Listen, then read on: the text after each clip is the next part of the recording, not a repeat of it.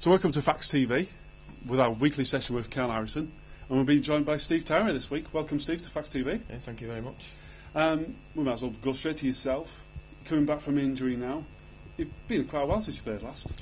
Yeah, it's only been a couple of games, but it has felt like it's been quite a while, and obviously the team have been playing well. They picked up a couple of good wins, so obviously that makes things harder for me on a personal level because, like I just said, the boys who filled in and Robbo and Callum have done a good job. So I don't expect just to get myself straight back in there. I'm going to have to work hard. Can you tell us a bit about your injury? What actually happened? Because you played against Lee, and then the following game at Workington you came off, didn't you? Yeah, I did it just bang on half time against Lee. I just got a whack straight on a joint in my collarbone, and then I played against Workington, played against Rochdale, and then against Rochdale it was just too much, and I couldn't tackle, so I felt like I was letting the boys down, so I needed to get a bit of rest, and so I've literally not really done anything for the last 2 weeks, and then this week I've got back into training now, so it's felt okay, so hopefully do some tackling today and just go from there. How's it been though? Obviously me and Karl talked about the past couple of weeks the lack of centres, and Karl's been pleased with Robinson and Casey in place. From your perspective, is it damn actually they're playing really well in my position, or you're not too worried because as soon as you become available you hope Karl scores, you're my choice centre, I can get those in different positions? Being honest, you do sometimes say, oh, yeah, they have played well, it could make things difficult for you, but I'm a team player, and the lads winning is what's more important, and Rob and Callum have gone a long way to helping them 2 wins these last couple of weeks, so they're part of the team. They've stepped into a position where they're not used to, and they've done a good job as far as I'm concerned. We're talking about players who are used to doing something. Let's talk about Scott and Brownie with the guy in the kicking. They've both been sharing the honours. Again, do you ever watch it and go, I could have got that, I could have done that a little bit differently? I'll be honest, I'm not worried about them two one bit, especially not Scott. I think every time it goes over from Scott it's a fluke. It's another part of the game where if I'm completely honest, I probably haven't had my best year at goal kicking, but it's something I enjoy doing. It's something I'll always work at, and it's something I'll always put my hand up to do. So I don't expect anything other when I get back. Does it take a bit of time to get back in the groove then from this type of injury, or is it? Well, I'm hoping not, because like I say, it's only been a couple of weeks. So hopefully when I do get another chance, hopefully it's just two games I've missed and not 3. And whenever I do get another chance, I've just got to take it and make sure that I stay in the team then. Karl, with players like Steve coming back, and you've actually said in the career, you've got a bit of a headache apparently now. You've just got used to your nice selection that keeps on winning. Is it a nice headache? Obviously, it's always nice to have healthy competition for places, and Danny Cowlin's also fit now, and Ben Eaton's always been fit.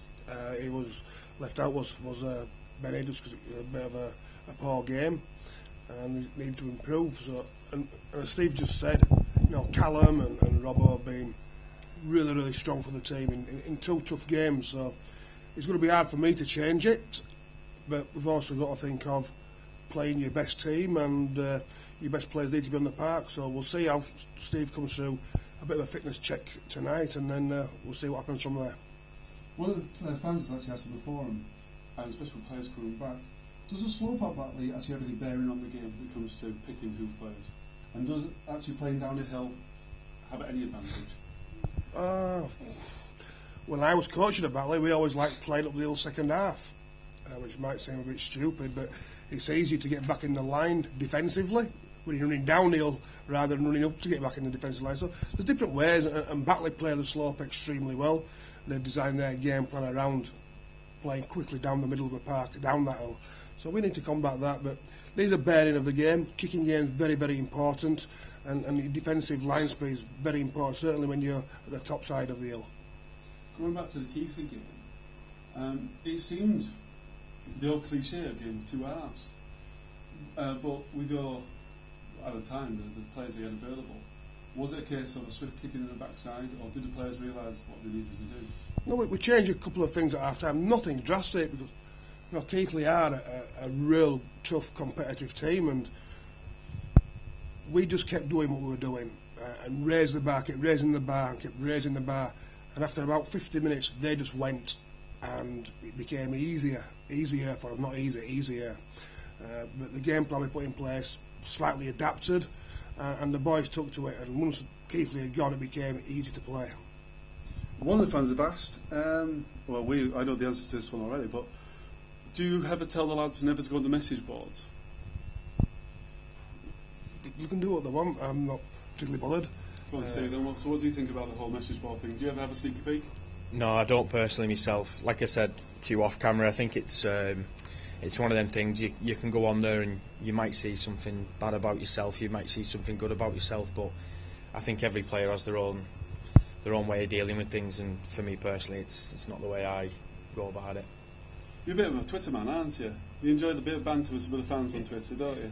Yeah, it's just part of it, isn't it?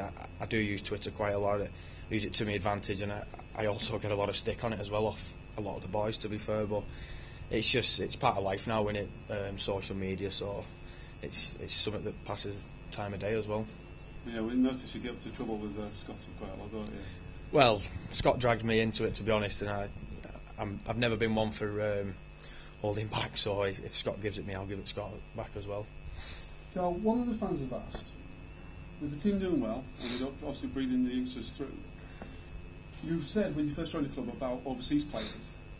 Have you ever looked at any overseas players at any time being here? Or is it just a case of you're happy with what you got and you're happy with the structure you put in place is working? We always looking everywhere, every avenue for players to strengthen the squad, and that's the main thing. We need to strengthen the squad. If we've got something better from overseas, yes, we will look at it. If the price is right, overseas players come at a premium. It's not just the playing contract, it's living accommodations, transportation, flights, medicals, work permit issues, visa issues, and it brings its own headaches. But for me to say, do I look at overseas players? Yes, we do. Going back to the Batley game, without giving too much away then, with the new centres, well, I say new centres coming back from injury, is that a relief that you now can move Robinson out of centres, or because of the good job he's been doing, are you tempted to put him there again later on in the season? It depends on the injury situation at the time as to moving Robinson where to, because Adamson and Devote are killing it at the moment, so he doesn't have a right to go straight back into the second row because he's played well at centre. Everybody has got to earn the right to be in the team first and foremost, and I've said it before on Fax TV, for a coach all you do is name the team. The players pick the team with their performances and efforts, and if they deserve to be in the team, they'll be in the team. There's no favourites. How do you measure then from, let's say from a novice point of view, how do you measure a player who's been playing centre then for the past couple of weeks with the possibility of bringing him back into the pack?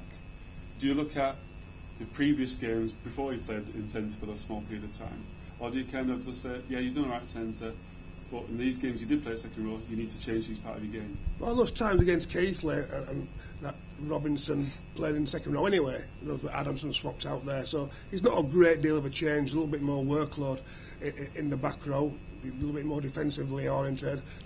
Defensively, centres get a little bit more isolated, but Adamson and Robinson have got a nice link out there over there on the right edge, and we keep saying each week, Casey just deserves to be somewhere in the team because he's very, very consistent, and he is the ultimate utility player. And if Robinson deserves to be in the team at second row, that's where he'll be picked.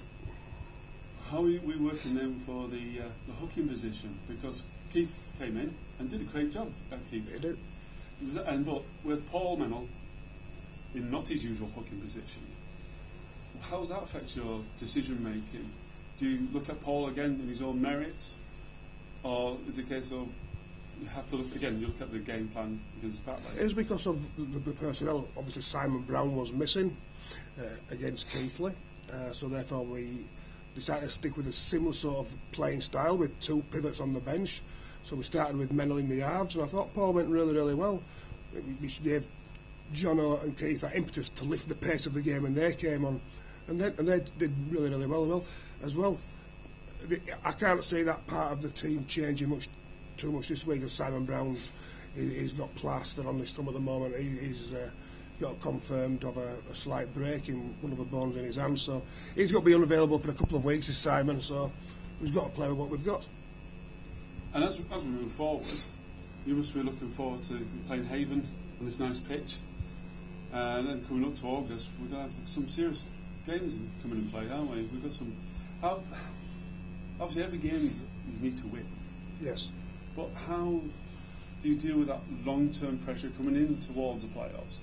Or is it, again, with the old cliche, you just don't think about it, it's a game-per-game basis? Well, to be honest, I've personally not thought about the Whitehaven game at the moment. Because this weekend's game against Batley is going to be a really, really tight game, and all our focus and efforts need to go into this one, and then we'll put this game to bed and start on the next one then. I don't think you can get too far down the line. I think that's what we've done all season, just taking it literally all cliche of one game at a time, and that's what we literally do. And does have the defeat here play anything on the minds, or is it a case of forget it, it happened ages ago, we've changed since then? It happened ages ago, but it still hurts. Nobody likes getting beat, and certainly in the manner we got beat, we didn't play particularly well that day anyway. The conditions were terrible, and that's not an excuse, but they were. It was a dour game. And we've improved since then, and so have Batley. And again, I think in the last few fixtures against Batley, last few games, there's been a series of draws. Two evenly matched teams, and John Kay is an extremely talented and knowledgeable coach, and he'll certainly have his troops ready for this one. Well, I would say good luck to Steve. I hope you pass your fitness test. Yep, hopefully. And we'll see you after the Batley games.